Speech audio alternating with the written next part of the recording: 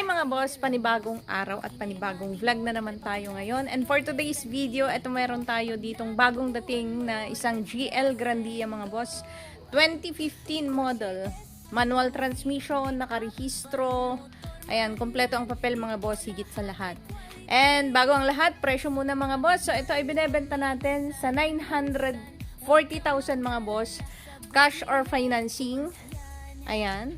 Sa cash, pwede pa natin yan bawasan mga boss pag naaktuhan nyo yung unit.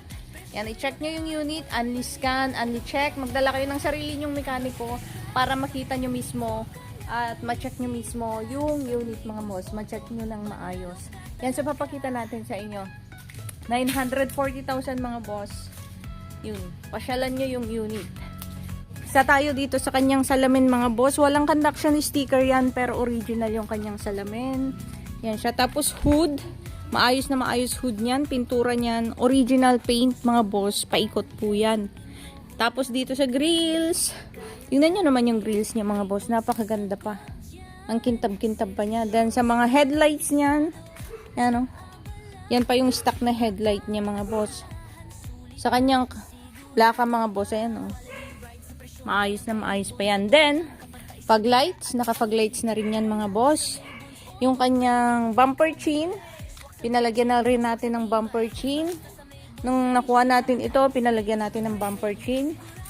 So, gwapong-gwapo na yan mga boss. So, dito tayo sa sides. Sa kanyang pintura, wala tayong masabi mga boss, maayos siya. Walang malalaking scratches mga boss. Hairlines lang at dito lang banda. Yan, dito sa may gas tank niya. Pakita ko lang tong unit mga boss kung gaano siya kasariwa din naman. Ayan, yung kanyang salamin, walang conduction sticker yan mga boss. Pero, original po yan. Naka-Toyota po yan. Sa kanyang hood, ayan, papakita natin yung hood. Walang mga scratches yan, maliban. Wala mga boss. Maayos, malinis yung kanyang pintura. All original paint po pala ito. Then, yung mga emblems niyan, kompleto pa po yan. Tapos, dito sa kanyang grills, maayos na maayos po yan. Sa kanyang headlights, yung stock pa na headlight yung mga yan mga boss. At makintab na makintab pa po yan. Makinang na makinang pa. Grills, ganda oh. Napakakintab pa niya. Then sa kanyang plaka, walang lukot yan mga boss. Ito lang, konteng-konte. Pero walang lukot yan. Then nung nakuha natin ito, pinalagyan na natin siya ng bumper chin. Para gwapong-gwapong tignan mga boss. Tapos, fog lights niyan gumagana. Naka-fog light na rin yan. Dito sa kanyang sides, syempre yung gulong nito mga boss, naka 95% na tread life. Tapos, naka 195, tapos rim 15. And then, yung kanyang pintura dito sa sides, wala tayong nakikitang malalaking gas-gas mga boss. Tanging dito lang sa kanyang gas tank. At mga hairlines lang. Hindi ko alam kung matatanggal yan ng buffing or ano po. Kung matatanggal siya kung ipapabuffing. Kanyang ano, gulong. Tail light.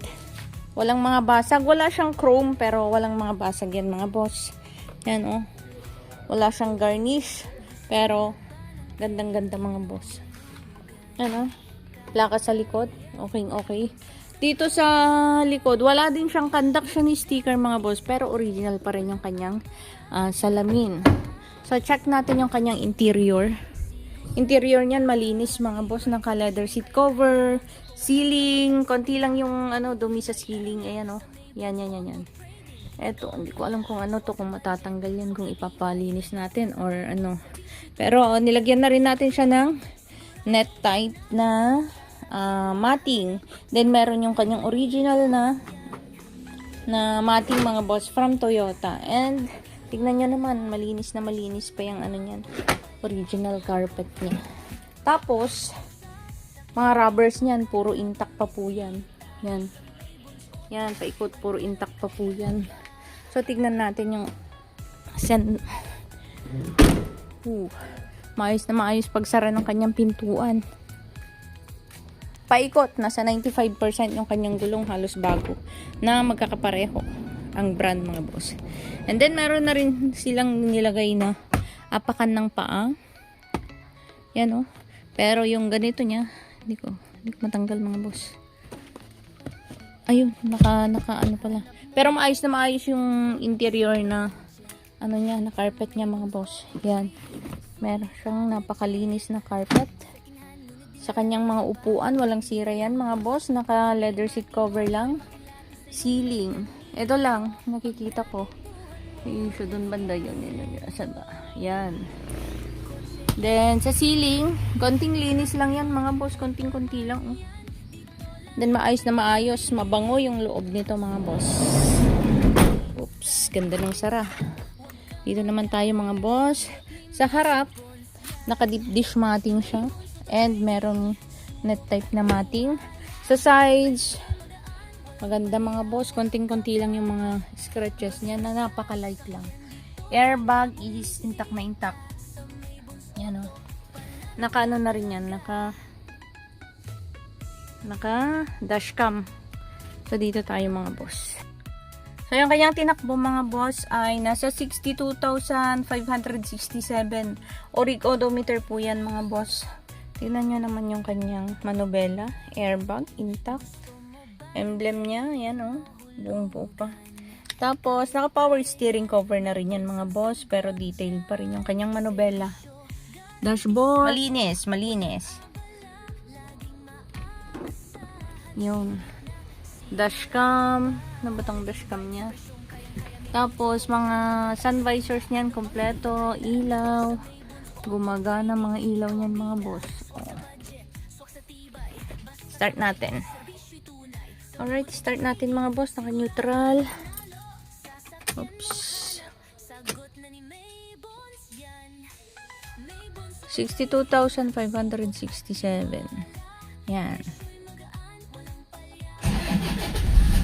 One click start mga boss. Yun. Check natin aircon, AC, yun.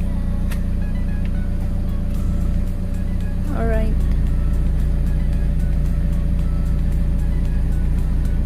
Head unit niyan gumagana. Stock na head unit ng Toyota mga boss. Shift knob. Leather. Maayos na maayos pa mga boss. Ito napalitan pero tingnan nyo naman yung leather niya. Halata namang hindi laspag. Mga aircon vents niya maayos na maayos. Walang mga missing parts mga boss. Yun. Placer. Gumagana. Busina. Gumagana. Yan. Ano pa ba? Charging port nito. Check natin yung ano niya. Dashcam. Gumagana. Charging port. Gumagana pati dashcam mga boss. Yan. Oops, tagalin natin dashcam. Yan, malamig na malamig yung kanyang aircon mga boss. Oh. Malamig siya. Then ito nga pala, kompleto na yung papel niya mga boss. Nandyan. Kompleto papel, nakarehistro na din. So ito yung kanyang hood mga boss. Sa coolant, all goods. Tingnan nyo naman. Hindi pa yan lusaw. Oh. Ganda. Tuyong-tuyo ng kanyang hood. Aircon. Wala kang nakikitang tumatagas dyan. Ayos na maayos mga boss. Oh. Malinis. Wala kang makikitang signs na nabangga yung sasakyan. Walang mga lukot. Walang dugtong. Wala tayong nakikitang mga leaks. So check naman natin yung kanyang engine. Pedals niyan mga boss. Makakapal pa yan. So ito yung kanyang makina mga boss. Napakalinis ng makina nito mga boss. Battery. Halatang bago pa. Tapos meron pa yan mga Casa markings. Ayan o. Pink, blue, orange. Kompleto pa yan mga boss. Then check natin kung may usok.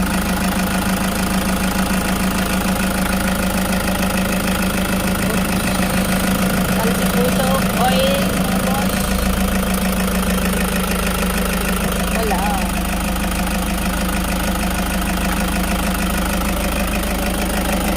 Walang leaks, walang crack. Ayos yung engine bay. Walang malukot yan. Walang signs na disconnected na yung mga wires. Tuyo yung makina mga boss. So, yun mga boss, sa mga naghahanap ng ganitong unit, ayan, GL Grandia na 2015 model, manual transmission mga boss, 2.5 ang kanyang makina. Kompleto ang papel, nakarehistro. Binebenta lang natin ito sa 940,000 mga boss. Pwede siyang cash, pwedeng financing. Kahit nasaan man kayo mga boss, i-financing natin yan, pwede. Tutulungan namin kayong ma-approve sa mga applications ninyo mga boss, kahit saan financing nyo ipapasok. So, sa mga naghahanap ng ganitong unit mga boss, PM nyo lang ako, or message nyo lang ako, or call nyo lang ako mga boss sa aking number.